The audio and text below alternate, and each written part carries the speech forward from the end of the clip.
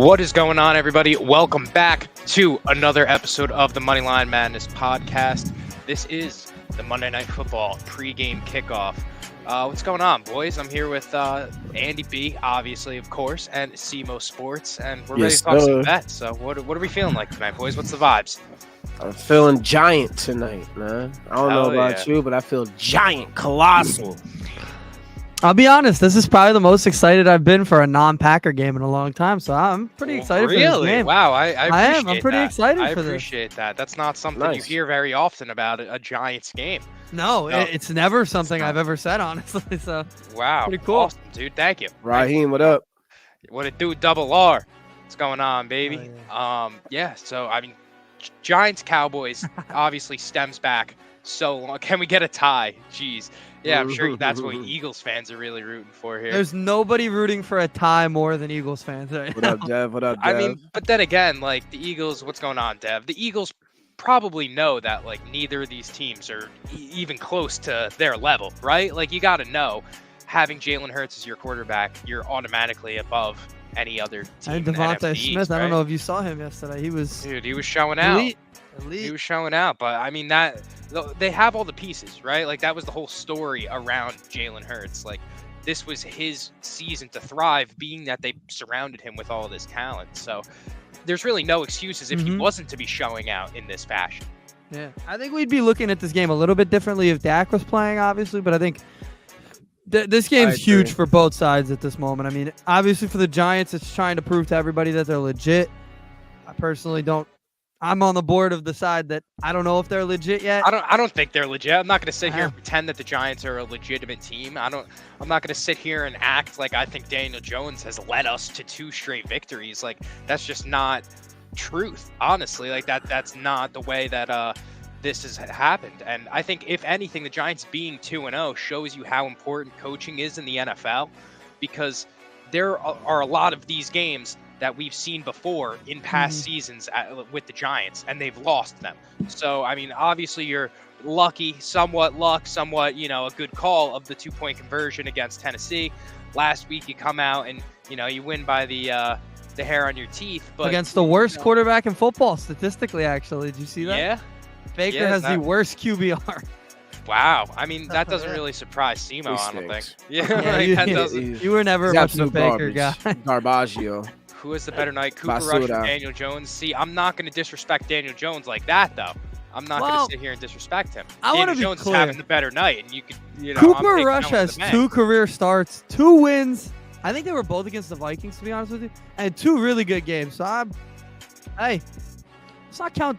I trust Daboll over McCarthy. As dumb as it sounds. Yeah. Well, I do too. Damn right. I do too. Yeah, I do. I do too. I gotta take this hat off, unfortunately.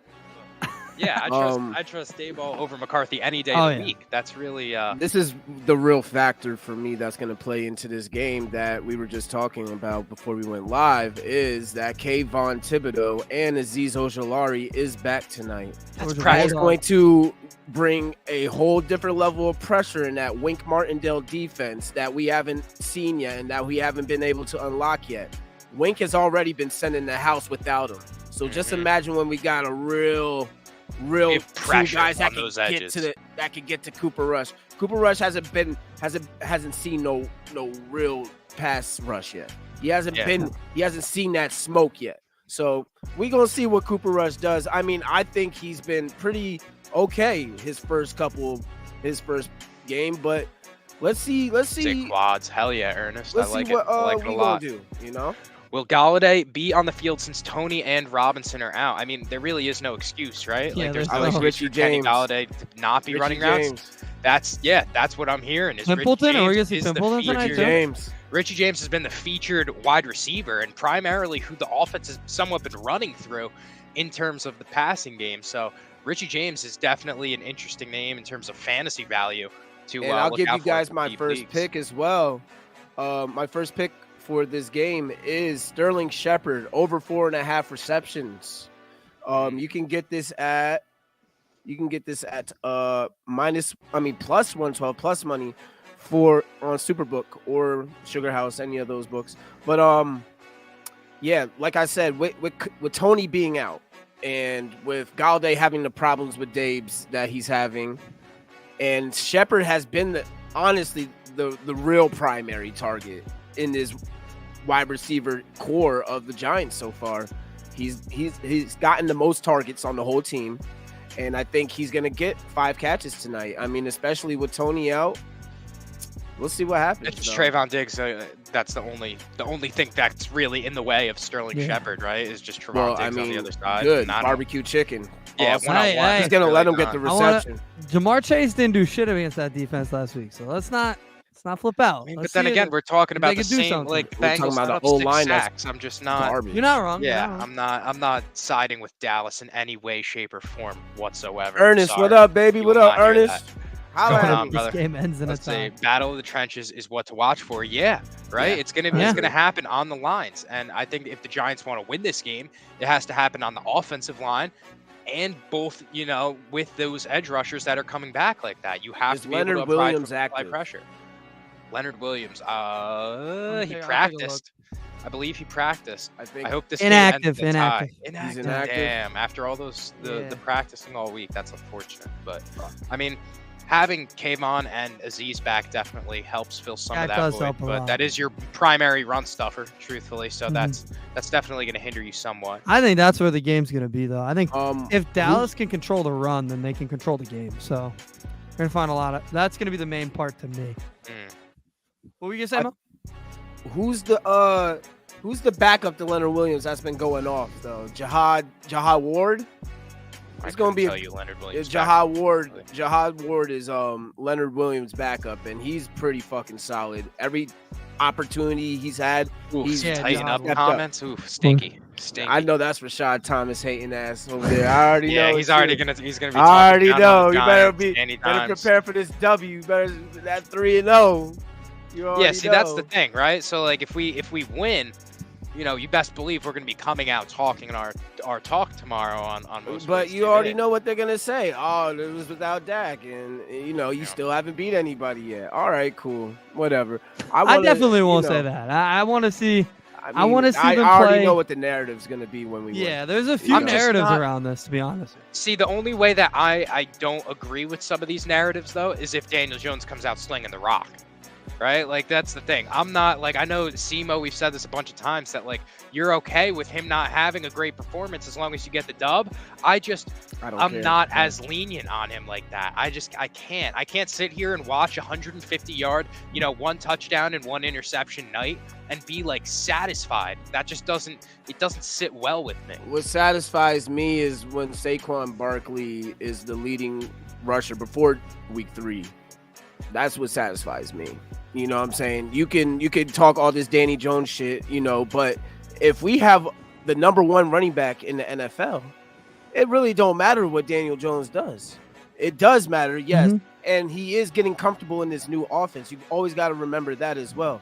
Dave's is still filling him out, and he's still filling out Dave's new system. And obviously, when it was time for him to perform, when it actually mattered in that game against both the Titans and the Panthers, he made sure they won the game at the end of the day. So I'm with him on the Saquon thing, though. I'm with him. If he's the best running back of football, like he's been, then that gives them a different layer. They don't have to worry about the quarterback to throw for 300 yards for us to win. We don't. So why are we going to put it on Daniel Jones' back? That's silly. It's just when it comes down to, like, do you think with the way Daniel Jones has played thus far that he could beat a good team? Has that convinced you? We're going to find out. It depends on the good team. When we play the Packers and the Ravens back-to-back weeks. Yeah. Then we'll find out. I can tell you right now, Daniel Jones is not throwing for even 100 yards against the Packers defense. How many offensive coordinators does Daniel Jones had in his career? I believe he'll do. 3. 3 head coaches, right? Yeah. Every single year, he's had a different offensive coordinator. I think he had Garrett for 2 years, but for a year and a half, right? Because they fired him. Terrible. That's the worst thing you can ever wish on yourself is a Jason Garrett offensive coordinator. No, Jason Garrett's shit, and I'm glad he is not. Joe Judge, like, come on, bro. Like, we had Joe Judge for 2 years. Like, you see what Joe Judge is doing with the Patriots. The Patriots stink. They brought him back, and the Patriots are horrific. his defense stinks. They're letting Can't him wait to play that. Joe Judge is still a special teams coordinator, ain't he? He ain't no defensive coordinator, right? I'm pretty sure he's in charge of something on defense. I want to say that he was. I don't think he went back to being a special teams coordinator, but I do know he. I think he did. I don't know. Sure. He brought up regardless. He shouldn't be in the league. Like he should be a special teams coordinator. Exactly what he was. He's an offensive assistant right now. There you go. He's an offensive guy. Yeah, he doesn't deserve that high of a ranking. Truthfully, I mean, Baltimore's defense is really dog shit because Mac Jones lit their ass up. They had Slayton needs to be on the field. Interesting. No, he doesn't. No, he doesn't. No, he doesn't. Why he needs not? to be right where he is on that bench. We don't need Slayton out on that field dropping balls and missing touchdowns like he always does. No, I'd rather have Richie James. I'd much rather have David Sills. I'd much rather have David Sills. Much rather have Sterling Shepard. I'd rather have Galladay out there than Slayton all day long. Like Kenny Galladay thing is just like so mind-boggling because just a few seasons ago he was catching touchdowns from Matt Stafford, and everyone was like, "All right, he's next up." You know, he was looked at on the same level as a guy like Keenan Allen at the time. Like he was that good of a wide receiver in his first 2-3 seasons in the league. I think he gets more reps tonight, though. I think he gets more reps tonight. I saw a video of Galladay and Joe Shane talking to each other at practice, and they gave each other a fist bump. So that my speculation to that is he's going to get more reps, he's going to get more burn, and he's going to get another shot to prove himself. Yeah, because if he doesn't, then there's going to be a lot of questions. Dave has to send a message. He sent the message to Tony in the first game. Now I'm sending a message to Galladay. Yeah. I don't give a Matt fuck Stafford who you make are. Galladay? I don't give a fuck. I don't know. Maybe, I don't maybe. know. He might have. Maybe. Because Matt Stafford, he don't Matt make Stafford's a damn good quarterback, and he is good enough to make your teammates better. That's he's gonna make your wide receivers better. Period. Yeah. Period. He puts it in the right place at the right time every rep, every time. Yeah, if Galladay doesn't play today, this user's right. If he doesn't play today, there's gonna be a lot of questions because if he don't play today, he's not. That means he's probably not on the team anymore. He's not gonna play for the whole season if he doesn't play tonight. That's safe to say, in my opinion. Yeah. So do we want to talk about? I mean, I feel like there's somewhat of an elephant in the room with the Kadarius Toney situation. Like, can we talk about the fact that he needs to stay on the field? Like, this is just getting a little bit out of hand. This is becoming a real issue with him. Like, I'm getting tired of it because I love what he can do on the field, and he brings such a different dynamic to our offense that we haven't been able to take advantage of yet. And it's frustrating to see because that can open up so many different things for Daniel Jones and Saquon Barkley. Yeah. So it's like, damn, bro, like we need you on that fucking field, bro. Yeah, it's frustrating because it's when he isn't on the field, we saw obviously in week 1 with the coaching issues with his like disciplinary, whatever, all that stuff going on. So it's like, all right, obviously you're not going to put it on him. Somewhat, not on the injury situation, but then when you are available again, you get hurt in practice. Like it's inexcusable right now. And it's honestly, I'm wondering, does his lack of discipline in practice kind of carry over into him getting hurt so much? Is that what's going on? He's kind of lazily going through it. He's not in good enough shape right now. I think he's just a hurt ass boy. That's how he was in college. Wandell's not back yet. What's his injury? When is he supposed to come back? I think he had a meniscus tear, I want to say. Yeah, it's his knee. When healthy, he could be electric. He's giving Dante Stallworth with injuries, but Dante Stallworth was on the field more. At this rate, Stallworth had a long career, so obviously he had, in his first couple seasons, he was hurt, but he was still on the field more. The Kadarius Toney situation is just so. Tony had issues annoying. in Florida with his injuries too, so this was a red flag they knew about. That's why he probably was Gettleman shit, so. Gettleman shit. It happens. Some guys just can't stay healthy. All right, I got a pick for you, and I know this is not what you want to hear is me having a pick at the moment, but I do have one. And I'm going with Micah Parsons to record a sack tonight. Something simple. I mean, he's a defensive player of the year at this rate. Has he gotten a sack this year? Yeah, I think he had one. He had like 4 sacks in the last game. Did he? He was going absolutely Okay, yeah, bonkers, bro. that's terrible. But we have a much better line than the Bengals, though. Yeah. But I do like He's the play 4 because sacks he's in the just first very 2 games, aggressive, bro. Yeah, he's very aggressive, and now they're letting him. it. They're not putting him in coverage, and they're letting him blitz and kind of be the linebacker that he wants to be, rather than guarding anybody on defense. Like I feel like that. Yeah, Double R agrees with me. Lock it in. He's got 4. Like.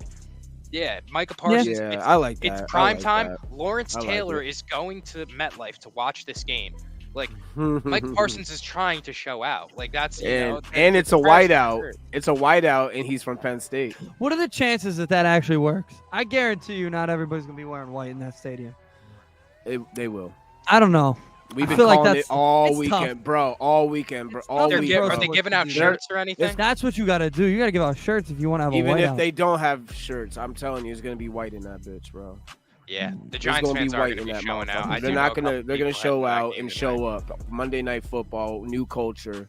They better be all fucking white out. I'll fucking smack somebody. Yeah. But I wanted to be there, so I want to go to this game so bad, and I can't. But damn, my other play actually was a Cowboy, and that's Tony Pollard over 20.5 receiving yards. You can get that at -115 on MGM. And yeah, I can see Cooper Rush doing a lot of checkdowns to Pollard. A lot of HB curls. He's going to be under pressure. He's going to be under pressure. It's going to be a lot of shit going on for Cooper Rush. This a crazy environment is going to get wicked. So, I mean, he's not going to have time to deliver it. I really think CeeDee Lamb is not really going to have a crazy game like that tonight. I really don't. I really don't. But I do think he's going to check down to Tony Pollard a lot. I'm going to stick with the Cooper Rush vibes while I make my pick. I got Cooper Rush under 30.5 pass attempts today. He had 31 in their last game. It was a close game. I think today they'll probably try to establish the running game more. It's just something that they kind of have to do, I think, in this game, because I think the pressure from Azeez and Kayvon Thibodeau is really going to help a lot. Force them to run the ball a little bit, especially without Leonard Williams there. So I think less pass attempts today. And I mean, there's really no excuse not to, right? I like that pick. Lock that in. Zeke had 5 yards per carry so far in the first 2 weeks. Like, there's no reason that they're really not going back to him. It's just they love that Tony Pollard kind of dual threat of him catching the ball as well. So, I mean, I understand it, but I think I agree. They're going to have to try and establish the run game a little bit more tonight.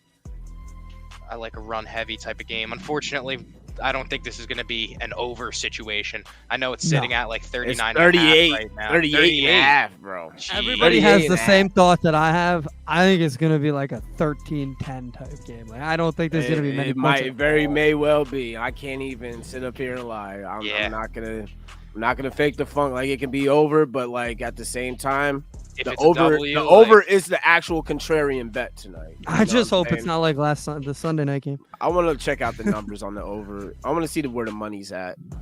Real quick. I bet the money is absolutely. I was able to find Dallas at plus money, which surprised me. I found him at plus 105 on points bet using BetStamp. That was at like 3:00, so I don't know if it's changed since then, but.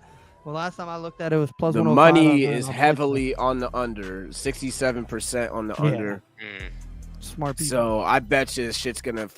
Hey, maybe this is Daniel Jones' game. He might have to kick it up tonight. I don't know. Prime time under, Double R says. So I don't know. Remember when Daniel Jones got hurt against the Cowboys last year? Yeah, he was tearing their ass up. He was slinging the ball. He was tearing their ass up. Tony, like that. He was tearing their ass up before he got hurt. Yep, tearing them up. But we'll see what happens, man. We'll see what happens. See what happens.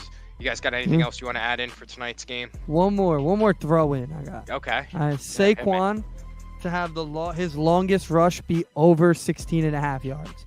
17-yard rush, not a bad. I don't think that's bad to throw in.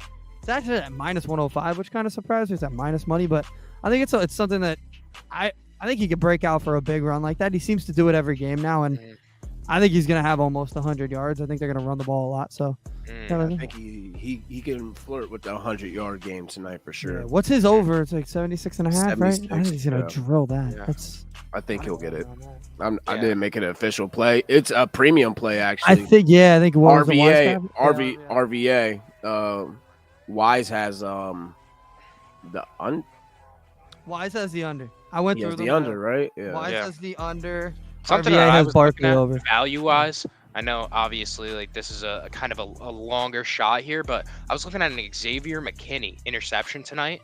That comes in at plus 680, and I feel like if they're, the odds on that, like not bad. If for him to jump the lane, prime time, he likes to show out in these types of atmospheres, and he's looking to take that leap this year as kind of the captain of that secondary. So I don't know. I like him, especially with Cooper Rush. Like, we think there's going to be a lot of pressure on him. So I feel like he could, just try and toss one away a little too soon. It's just a scenario we see happen a lot. So he will have at least one 20-yard run, Double R says. So I see that, he's that's what Saquon does. He likes to break shit out, He gets one breakout cat. See, the problem is his breakout could be a catch. You know what I'm saying? A screen or that's the only thing that would scare me with that bet. But he breaks out at least once a game, no matter what. So yeah, absolutely. Absolutely. All right, you guys got anything else you want to toss in? Any little last tidbits of this Monday Night Football game we got going on here? The Giants are 3-0. I'm talking shit. That's it. That's a fact. The Giants go into, week 4, 3-0. It's against the Bears. Yeah. Justin Fields, oh my God, he's going to be running for his life next week. He's going to be running for his life. But like Double R said earlier, you can only beat who is in front of you. So let's beat the Cowboys tonight. And I'm going to have a lot to say about the Giants defense if we fuck these motherfuckers up. I'm going to tell you that right now. That is a fact. I'm going to start we're going to have a chat about this Giants defense if we shut shit down again. We shut 3 straight motherfucking running backs. Really good running backs. Solid ass running backs, yeah. Andy B logging off a little bit early, but we appreciate him nonetheless. Giants will beat Packers. Andy B. He saw that and he had to split. He had to get out of there really quick. Imagine that. He felt the heat. But yeah, that's gonna do it for our Monday Night Kickoff. Thank y'all for tuning in. This has been Moneyline Madness. We will catch you guys Thursday night for obviously some Thursday Night Football. Bengals looking to bounce back. So we'll catch you then with some bets. Joe Shiesty in the all white. We'll see what happens. Good luck, I mean. All right, y'all. Be good.